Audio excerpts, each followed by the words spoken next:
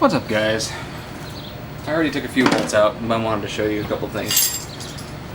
But when you take the bolts out, make sure you mark it. Yeah. So draw a diagram. I mean, if you've ever done a water pump on any kind of V8, Chevy, or Ford, you'll know why you do things like this. It's because the bolts are different sizes. Mark out where you took it, punch a hole, put the bolt in. Do yourself a huge favor. So I'm taking out what I believe is the last bolt. Find out.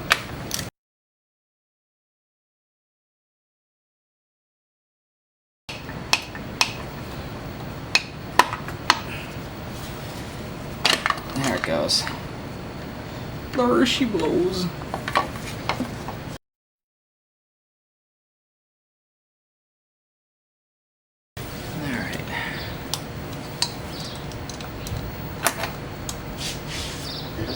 There you are. Ooh, that's on there good.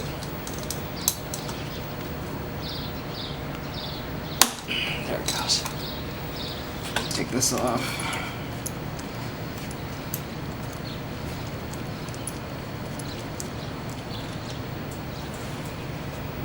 And using Loctite on it, they marked it. Keep your pieces together. Had to grab one, I only have 34. Tits. Alright.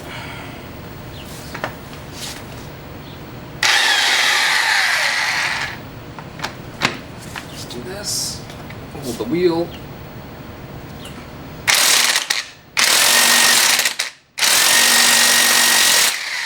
There it goes. Whatever shit they put on the threads made it really fucking difficult. Yeah, this crap. That factory Loctite crap they use. I'm gonna clean that shit off. That pisses me off when they use stupid shit like that.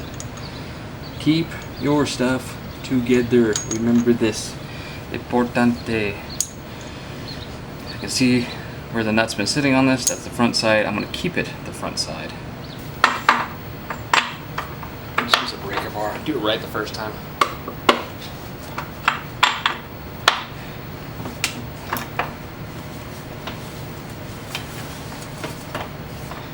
Thing's coming off soon anyways. Leave that on for now. Let's do this. There's that front sprocket. This should be okay to come off now.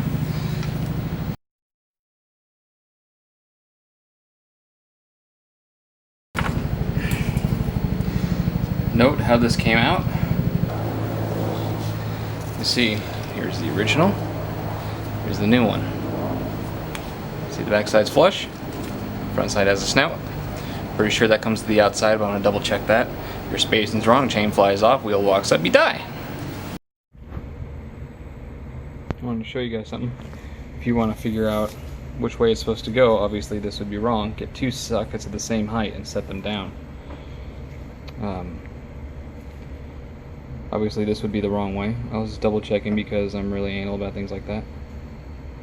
If you see this, now they're level. This faces out from the bike. Usually with sprockets, my boss, who works on bikes every single freaking day, told me that part numbers will usually always face out. So this little lip is going to face out towards the nut. Just a little FYI.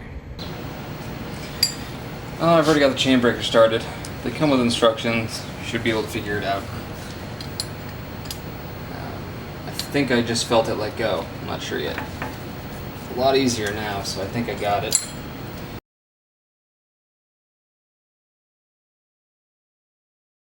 The rivets in the bottom of the tool. Oops.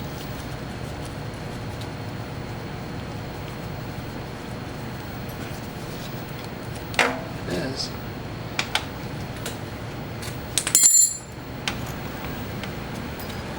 There it goes. Yay!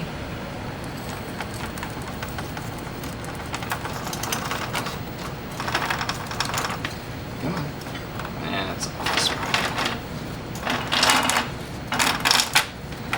Chain is out. Maybe this is going to go through. Caliper just floats on it. There's no mounting bolts to the caliper that you need to take off.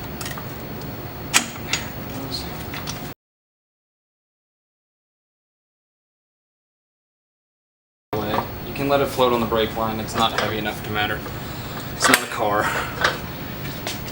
My 1/2" 14. I don't know what happened to it, so I'm just gonna have to go full man on it.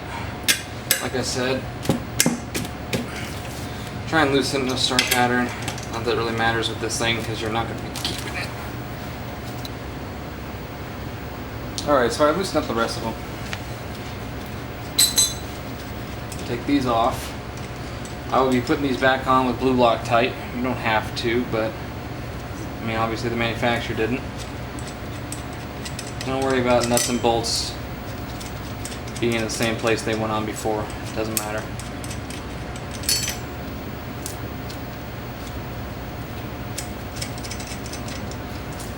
Those are done. And the lip facing out. Again, part numbers and name usually face out. Sweet. She's so pretty. Let me get my blue Loctite. Full of this stuff, it's a little bit watery. A little more watery than you think. Usually when I'm doing a nut that's, you know, sideways or facing out, I'll just put a line across the top so it gives the nut time to trace the Loctite through the threads and I just wipe off the excess at the front.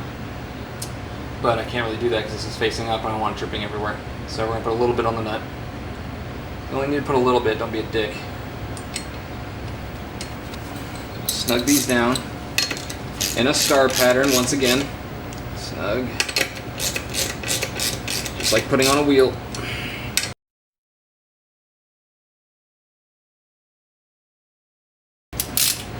Alright, also things with extensions, try and avoid them whenever possible because it will make the torque reading inaccurate. The longer the extension, the more it twists. So, something to think about.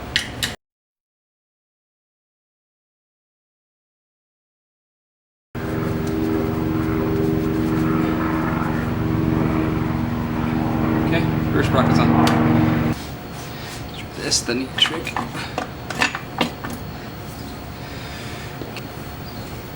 Plate. Washer. Nut. Okay. Alright, so one thing I wanted to show y'all. New chain top, old chain bottom. See the problem? This is a 120 link out of the box. Mine's a 114. So I need to take that many links out of it. If you need to calculate sprocket sizes and chain sizes, you can go to a company's website like Vortec and actually run their calculator. How many teeth will tell you how many links you need.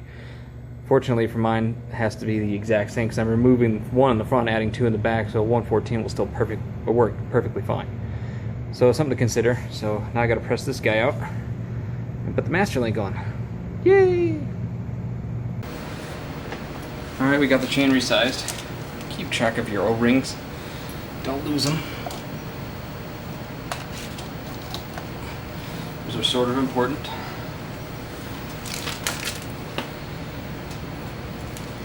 Best way to do it, let the sprockets do the work.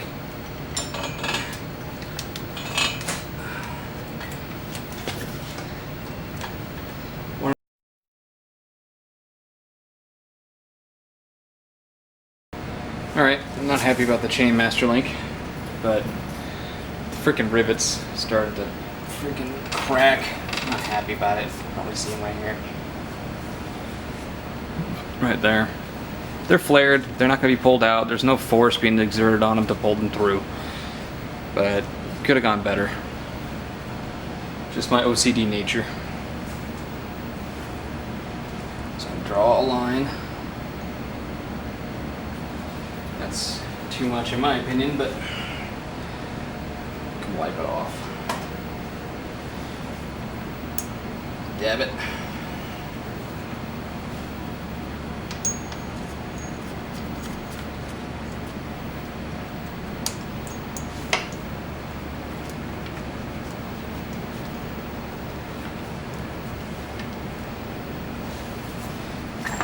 hit this real quick.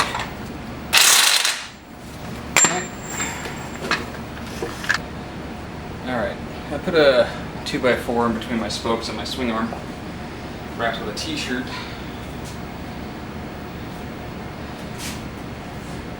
Which, make sure that's set correctly. So scuff the swing arm. Hopefully this works.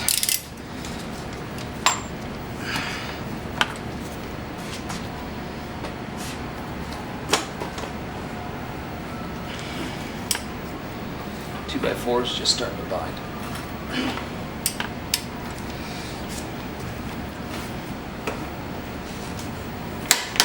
That's one.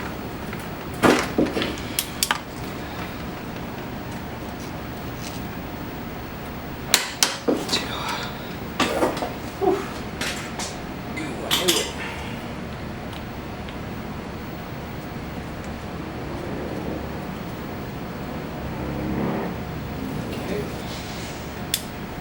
Brake should be able to hold this just fine.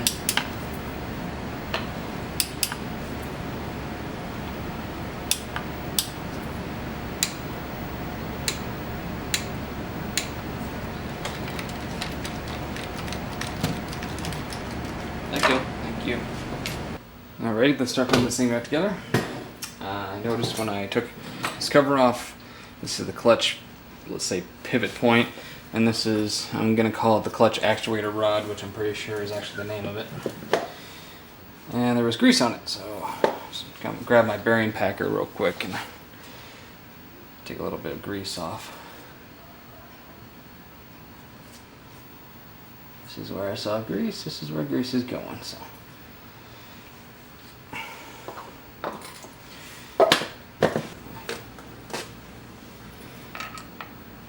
Remember? Little graph we made comes in handy.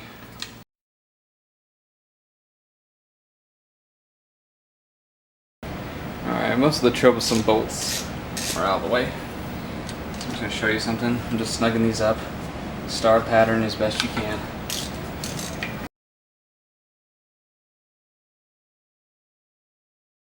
Alright, I'm going to double check these torque specs and then we'll go on with the rest.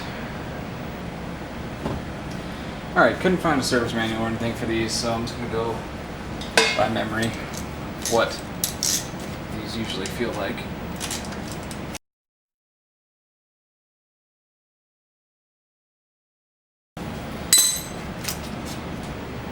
Alright, now we're going to adjust the clutch real quick, because this is not acceptable. So, I'm going to start spinning this guy back, which can make this a lot easier actually, because it does that. Get a pair of needle nose and pull it away. Don't pull it any further than it is to clear it, that's all. It's too much, in my opinion.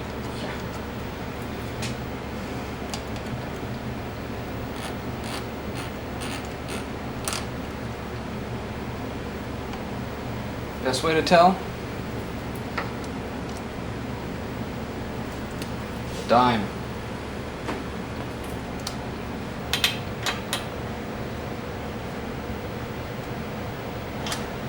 That one's set.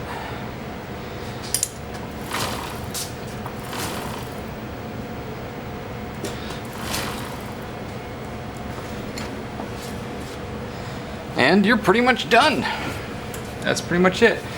I haven't put the shifter back on yet because I'm thinking about doing a GP. So, but while I make up my mind, that'll be a separate video. But we'll go see how this thing fucking runs. Woo!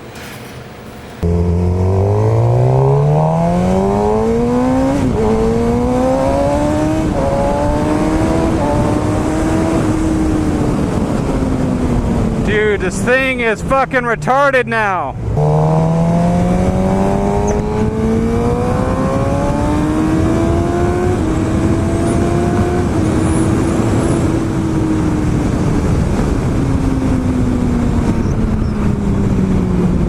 Jesus Christ.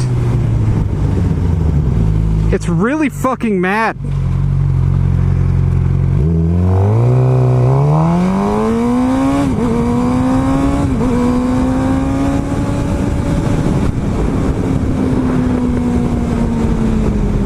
really mad.